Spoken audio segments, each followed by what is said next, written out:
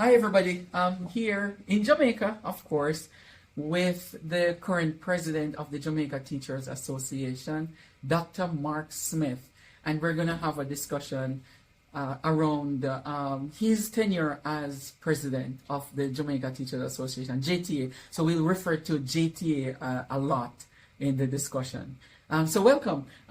Dr. Mark Smith, welcome to EduTALK. It's very good to have you. Absolute pleasure. Yes, it has been a long time we have been trying to plan this. Oh, yes. It finally happened. Finally. Yeah, but we're going to have a lot more run-ins. Oh, absolutely.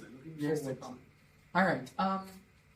Because you just started your tenure and you were, how the JTA works is that you have a president-elect and the president, and that president more than likely will become the president, and then you have an immediate past president. So you're right in the middle. Which is like a 3-year. Right. As a president, so it's a 3-year tenure basically.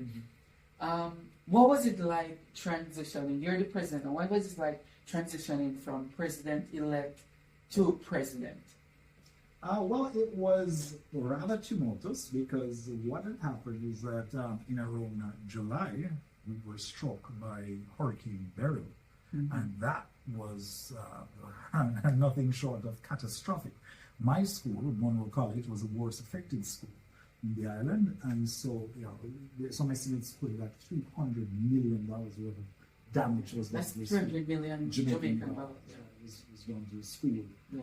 And so that was a significant amount of money. Wow. We would have to then find to repair the school.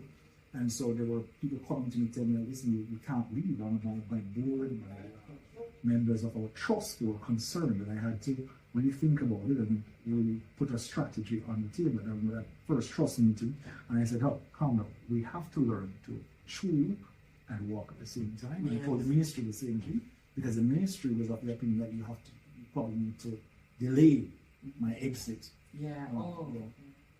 from Monroe. And I said, no, we have to be able to manage, even in the midst of a crisis. Good leadership understands the power.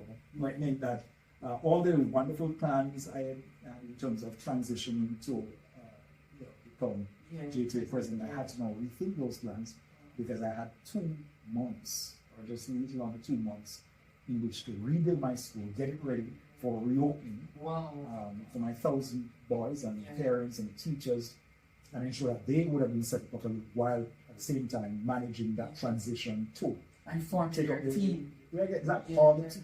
Putting together your cabinet, putting together all the systems, going through a lot of documentation, my mandate, all those things that I anticipated before I had been doing in July and August, pretty much were through the way. Wow. But as a friend called me and said, Mark, you're made for this moment. And thanks be to God, we're able to get everything done. We're able to have a successful conference. At the same time, you're planning conference planning going on. We're able to pull everything together. We're able to get school started, and at the end of the day, Monroe is up and running. Not 100%, we're at around 80%, but we're to get school to the point where we could safely reopen for both students and staff, and learning is going atop the hill. Oh, good. Very, very good. Yeah, what is it like now to the relationship that because you have to leave somebody in your stead to take care of. Right, so excellent relationship. So my vice principal, Darcy Rankin-Powell, is carrying on in my absence, and I'm sharing the team. They're doing a phenomenal job going forward. You prepare yourself for leadership in a very unique way too, by engaging in a doctoral program. Yes. Tell us a little bit about that and how it helped you to transition. I tell you, someday I wonder. I remember actually just leading up to the hurricane. So of course I'm working in the months leading up to July, and when you're going to of course, you understand, so I'm going to bed at 2, 3 o'clock in the morning, and there's papers I'm writing, all this work I'm doing, and then literally I do my defense, and then next week, Beryl hits. Wow. And so I didn't get a time to really absorb. But after doing defense, I think I think on the Wednesday. I just slept for like 3 days. I was so exhausted mentally because they didn't tell me how it go, and I said I didn't get the chance to actually, really relish with the moment, really appreciate the moment and getting over that hurdle. Yes. And of course, once you do the defense, there are this paperwork you have to get done. Yeah, also. to publish. Yeah, to publish and get on ProQuest and all this everything. Yeah. And so, even getting the weight off your shoulder, there was all this additional work that you had to get done. And so, what's the dissertation topic? Emotional intelligence and leadership. Oh, okay. We have to feature that on EduTALK to talk about, because we do a lot nowadays with the emotional aspect of growing kids and taking care of them in the schools. Precisely. And even teachers. So my focus is really on the value of training emotional intelligence and being able to build that skill set. So there is notion that you're either born a leader or you're not born a leader. Wow. And to have people rethink and reassess that notion. That we can teach you these skill sets, and people like Simon Sinky does a lot of work on the value of empathy, and so teaching people these fundamental skills that we do. So we really looked at a present training model that we have in Jamaica to teach our people our principles around emotional intelligence and concepts, and how impactful that has been that actual practice. All right, good. So now that we get that out of the way, the preparation. Let's talk about the presidency, and not the presidency so much yet in terms of the leadership, but how you are dealing with it, your family, that softer aspect of it. You coming in the presidency, and I'm sure you have your wife and kids, and you're telling them that, hey, I'm taking up this big job. I'm in charge of the teachers, thousands of teachers, almost 30,000 teachers across Jamaica. So our membership is just under 20,000. Sometimes it goes on to be about 20,000. However, we have 25,000 teachers in the country, right? So that's still a significant number of individuals. We are the strongest union in the Caribbean. Yes.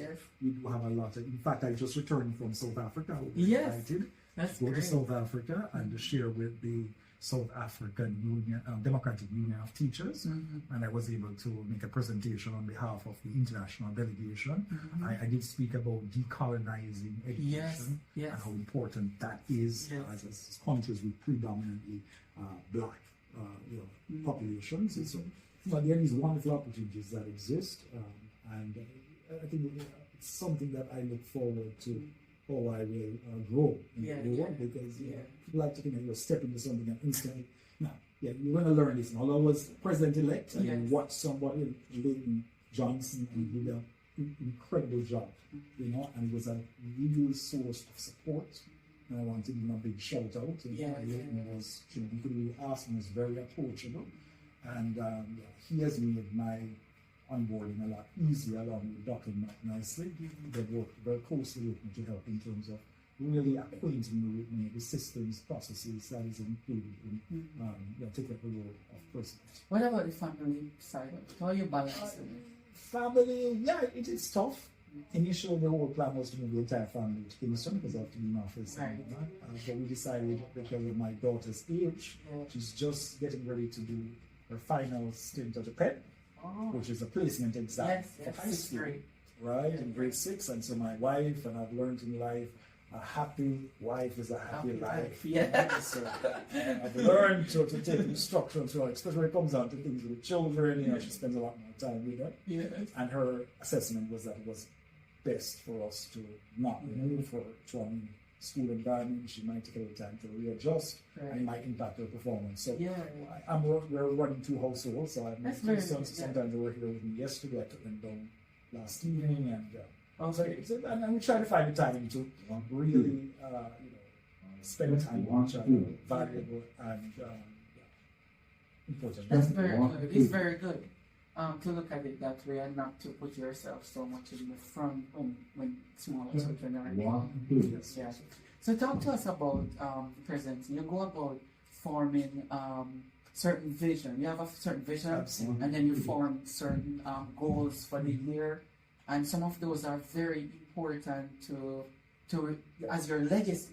And then some of them are transitional goals where you need to get stuff done right away or throughout the months. Talk to us about the different goals. Some of them are transitional goals, and some are legacy goals. Give us the. All right, so you need around 3 hours for us to go through my entire program, right? but considering that we have time constraints, I'm going to pick a few things. Right. So the organization is celebrating its 60th year. Yes. That is an incredible milestone. Yeah. That's very good for you to the 60th year. Yeah. And the association has had a tremendous impact on development of education, but also national development. We have had many of our members go on to hold prominent roles. One of our former, I was going to use it to say that we have impacted virtually every aspect of life in Jamaica. And so, when you understand, coming to the leadership of an association like the JTA at this time, the gravity of the moment really hits you. One of the things I've been very keen to is to say, this is a time for us to pause, reflect on what we do going forward. Yeah. What does the JTA do and look like for the next 60 years and beyond? Good. And so, the strategic plan we outlined for us to review our systems and processes to ensure that we serve our membership. Because above everything else, we're a member-driven organization, and our focus is on ensuring that we are able to add value to the lives of our members. We, of course, operate on two fronts. We are a union, first and foremost, and so we fight unapologetically for the rights of teachers and to ensure not only remuneration, as we're often criticized for, but also for their working conditions and conditions of service in general. Right? And so we continue to protect the rights of all. And then we, of course, have our professional development arm, which general huge force in the association in terms of things that we do. If you look at our budget, a significant amount of that goes towards supporting operations. But there are a couple of things that oftentimes gets lost in translation. And one of them is that we do a lot in terms of charitable act to support our members. One of the one could classify as legacy programs that I have is the establishment of a JTA Foundation. Right? So much like we have NCD or Scotia or Digital Foundation, many corporate entities, California that manages that. And I think it's so important because it frees us up to focus on the fundamentals of what we do in unionism, and professional development, and allows that arm to focus now on the charitable acts and works as well. It also ensures that no one can accuse us of being engaged in nepotism, because you have a board that will make those decisions on how we allocate funding and what projects we support, and bring a real sense of structure to our charitable activities. And so I think that is very important in the 60th year, looking back while focusing on the future. That's very good. The other big one that I think is so important is always keeping your finger on the pulse of teachers. When I was a parish president, I was the parish president for St. Elizabeth, I had my team conduct a survey. And what things we came up was the main stressor for most of our teachers was lesson planning. Right? So most people say, oh my God, so stressful. So roughly around 2 years ago, I remember being obsessed at night with I saw this problem. There were many promises made by previous presidents, by Ministry of Education in terms of addressing this. The approach was what I would classify as medieval type of, which was like, let's get teachers to write lesson plans, or have people send lesson plans, and we put it up, and you can put on a lesson plan. But the nuance of teaching, the difference in the classroom realities and schools, that would have been a suboptimal type of solution. And so, I was thinking, okay, let's hire master teachers to do a batch of lessons. That was and then something remarkable happened. Sam Alton, which is ChatGPT CEO, right? They put him on, just gave the world a gift when they said, hey, OpenAI is providing access to ChatGPT. And I went on, I did a course on AI, and I was like, well, this solves my problem. This large language model provides us with everything necessary for Saudi. And so I didn't have the technical competencies. Yeah. And so I partnered with a good friend of mine, Ricardo Allen, at One-on-One I Technologies. know Ricardo, yeah, one-on-one. Right? Yes. And when I pitched him the idea, he's like, oh, man, this is amazing. And I said, all right, I said, listen, I want to need your help to make this happen. And so he put together a team of persons and in the United States, and we went as far as India to find people who could do that background work, you know, the algorithm, algorithms and writing code and all that, to get a system, a platform that would generate lesson plans. Yes. And not only lesson plans, but also, Resources. Other resources. So we're talking about the worksheets and anything else that you would need to support a comprehensive teaching and learning experience for children. That's very good. And so, we were able to launch that, and that was our. So, in fact, with everything else that was happening, we had to be working towards this deadline of ensuring that we had something to roll out to teachers. That demonstration was done, and so we were rolling it out on a phase basis across the country. And it will ultimately, I told him this was my gift, as a president to teachers of this country. That's very to say, I want to give you back your time, more than anything else. Yes. I was laughing and said, I lose my wife for one day every weekend because she spends almost most of her summer writing lesson plans. And by the time I left and went, was Ricardo and I, 30-year veteran of the system, turned to us and she came up and she hugged us. We didn't have it on video. We asked her for testimony, and she said, "Oh, thank you so much." And her husband came over. He's not a teacher. And he's like, "Listen, thank you, gentlemen. Listen, I don't have my wife." And that's what it's about giving people back their time. They don't pay us well enough for us to sacrifice our family time to doing schoolwork. So the idea is, let us automate. There's a broader concept and philosophy that guides me about how can we be more efficient and effective in executing more tasks. Those things that can be automated, let's automate those things. Let's leverage technology and give teachers the time back to engage in their own personal pursuits. But also, can you imagine the time that you will be using to doing worksheets and planning? You're able to spend that time sitting down with a child in a deep dive into what are the learning challenges they're having. That one-on-one that is so important. The relationship and developing effective learning. Let me ask you about, because a lot of people around the world talk bad, have this bad impression about AI systems in general, including ChatGPT. Yes. We found it in ESI that we're running our company. We have workshops in there all the time talking about AI and the benefits of AI. Yes, there are some drawbacks to be careful of, but majority of it, if you use responsibly, is to automate a lot of the work. And so not just to give you back your time, but to channel that time into productive work and mental health and meaningful activities.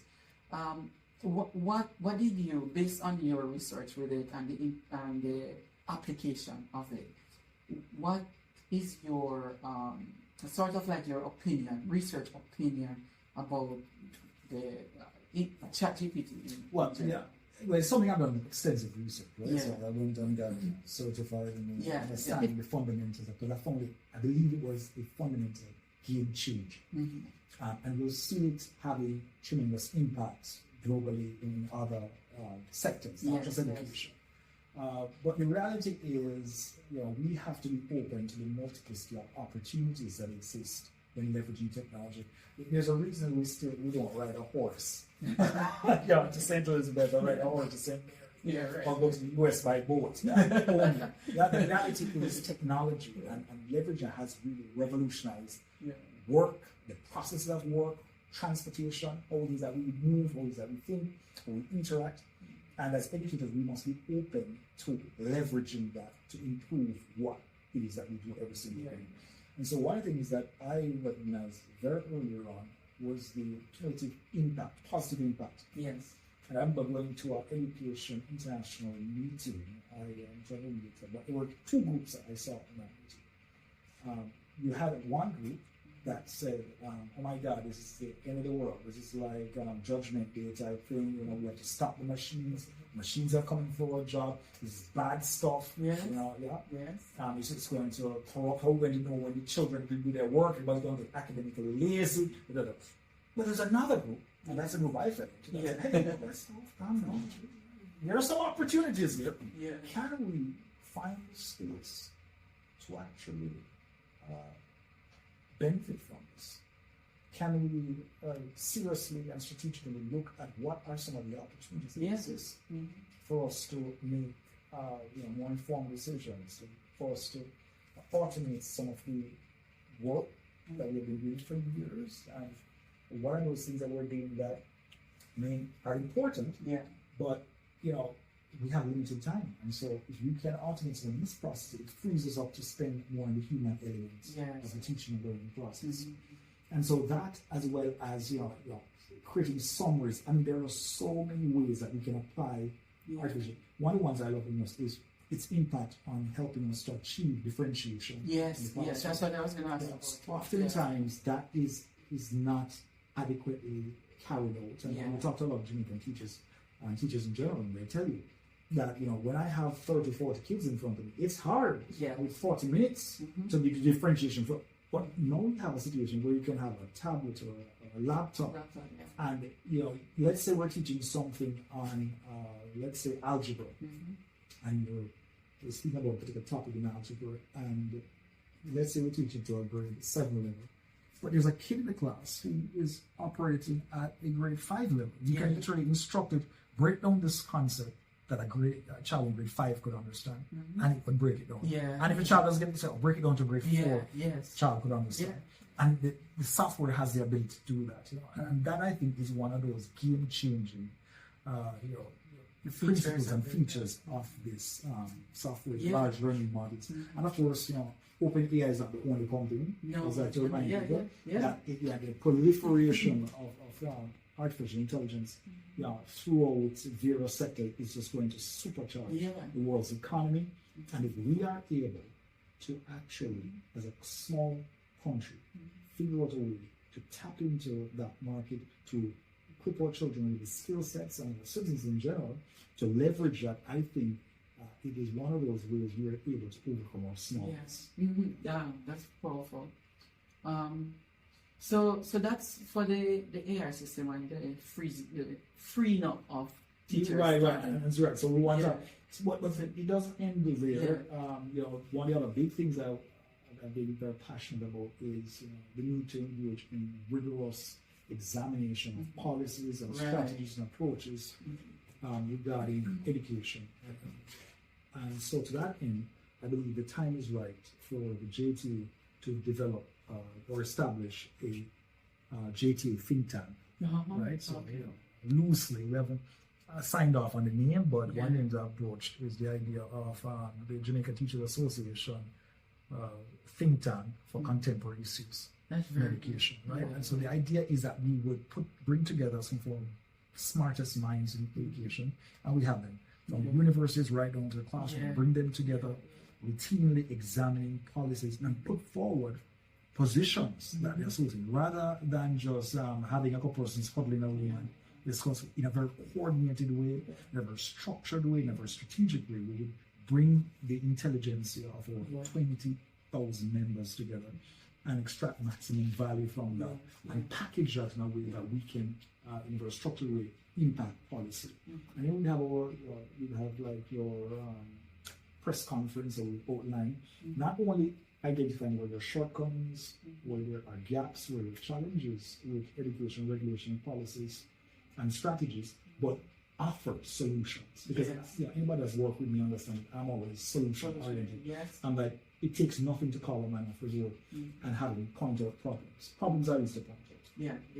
Solutions are when you need the specialists to come in. That's what we bring to the table. I sit oftentimes in meetings and hear people say, I think we should do this. A bank are telling me, we need to do this in education, we need to do that. The truth is, they're just pulling something from their right articles. And I found in my leadership that you often get deep level solutions and high quality solutions when you go to the point of variance. You go and talk to people, you live it every day, and you to extract maximum value from those discussions. But the art is in packaging it in a way that can have system-wide impact. Powerful. Do you have any other transitional goals? They seem like it's legacy goals. Yeah, these are Like, some big. So the other ones are simple ones that you don't go through. like I said, those are like some simpler ones. But we're doing quite a bit. So I know your agenda is very packed. yeah, it is it's quite a bit. But we have other things I want. So, for instance, the machinery of the JTA. My job, I think, for public relations machinery and apparatus and going to modernize to address what I think is a changing landscape in communication. The social media features a lot more than traditional media. So I've said, as a team, we need to rally around, rethinking, recalibrating our systems to ensure that we impact our membership and the country in a more positive way. One of the things I also look at is the introduction of a JTA app. Yes. So it benefits more on push notifications so that we can communicate with our 20,000 members. Focusing on reigniting the passion at the DA level, district association level, to get more of our teachers engaged in the process of advocacy, because that is important. Opening up the association to have a wider cross section of our membership being involved in the process and decision making features. But it's also important for us to understand the nuances of this operating. So I'm big on strategic planning. So I want to see a lot more in terms of documentation of our policies and procedures, and not being shackled to what we have done because of the orthodoxies of being involved in something for 60 years, but ensure that all our systems are calibrated to give maximum return in terms of efficiency and effectiveness of the operations. Okay, so the final, because I know we're winding down, the final part of it, which probably relate to your goal and the continuation of JTA relationship with the diaspora, what are some of the things that you think about to probably bolster, because they're there already, strengthened, or even to initiate with the diaspora? Well, we are, as a association, understand that, there are approximately 7 million Jamaicans in the world. And there are less than half of them actually live in Jamaica. So we're cognizant of that. And so if we're ever going to achieve our full potential, we need to tap into this amazing group of individuals that live outside of the physical boundaries of Jamaica. And so to that end, we have been engaging with many of our partners in diaspora to plan conferences. JTA comes to mind as one that we've been working with. Recently had a meeting with them. Leo, we're very excited for the program that we're putting forward. One of the things I want to focus, upcoming conference is things like emotional intelligence training for our teachers, to better equip them to have an impact on our children, and to pass on some of those values and skill sets. So I think that was so important in helping to re-engineer our society. And that's where you have to understand that. Also, the artificial intelligence training with our teachers also. Expanding the work we're doing in that regard. We have a lot of people in diaspora that is in the technology space, and we're saying, hey, we want you to help us to leverage that. We want to also create a lot more opportunities for training and development of our teachers in special education, as well as in other methodologies, teaching them, expanding their horizons in the pedagogy. And so I think that there's a lot we can learn from our counterparts in other jurisdictions. And so we want to leverage that. Also the power of unionism. I want to refocus the entire union on this concept. We were founded as a union, most importantly. We have to get back to basics as we try to project forward for the next 6 years and beyond. We see the power in unionism even in America, where people, they will just hire and let you go if you're not being involved in union work. It's very, very important for all people. I should also add this, one of the big flagship programs I have this year is a Future Leaders Conference. Yes, because we have to ensure that, as you're aware, I came to presidency in a very unique way. Only one of 3 individuals that would have been, did not go through an election process. I ran unopposed. Yes, I ran unopposed. So, but I always tell people, I say, well, I'm in good company. Professor Errol Miller. Baron Farkas, who's former Secretary General. And so I can say, if I ever have to be in a group, that's a good group. That's a very good group. That's elite. Yes. And so what it did point to, though, is the need for us to build constant conveyor belts of prospective leaders that are coming up in the association, that can then create a strong sense of unity, but at the same time leadership potential. And so I'm deeply committed to investing in young leaders, and let's equip them. Next 5 or 10 years, these people will be able to offer significant quality of leadership, and train them. I'm big on capacity building leaders. I tend to rubbish is about leaders being born. While there may be some peculiarities of your personality that will make you effective as a leader. A lot of those things you can train.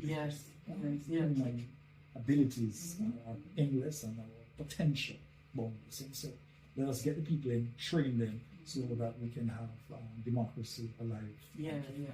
I really like that about you. That's one of the things I admire too, is the the idea of investing in others, that you know that this is not a lifetime leadership opportunity, but that somebody's coming after you. So you always think of. I am so committed to that.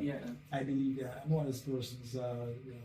I believe in opening the door for others, and helping, reaching out and pulling others up, giving people the opportunity to be their best selves, and to have the opportunity to understand that I don't have all the solutions, but I have an insatiable desire to help, to solve problems. And I recognize, I'm in a transitional period. So I'm here for a period, transition to something else. But while I'm here, my job is to strengthen the systems, processes, and overall pillars of the association. So we're stronger coming out of this year. In fact, I'm also very passionate about technology. Something that's my. We've done a lot at Monroe College around technology and leveraging technology, and so I believe that the time is right for us to partner with the industry players, what I call the Industry 4.0 technologies that are emerging, and to ensure that we help to equip our teachers, colleges, to make that transition, and to be able to be equipped with the skills and knowledge to be able to lead that transformation that our economy needs. That's very good. And you hear me, I know you want to wrap up, but you hear people talk a lot about it, and something I hope that will always be. I think people think about when you think about my leadership and tenure, is the economics of education. That as a country we have to understand that there is no version of a progressive, successful Jamaica that does not have education as the main focus, the driving engine that transforms our collective fortunes. And so we're going to talk a lot of the work I do, going out there and talking about letting all Jamaicans understand that we have to have a vested interest in transforming the collective fortunes of the country. That's very good. Excellent. And to end on the point, thank you so much for being on. The last thing I want to say, many people don't understand this, I'm open with it, is the leadership of JTA, where Dr. Mark Smith is the president, and there's an immediate past president, and then there's a president-elect that will potentially take over from Dr. Smith when he leaves.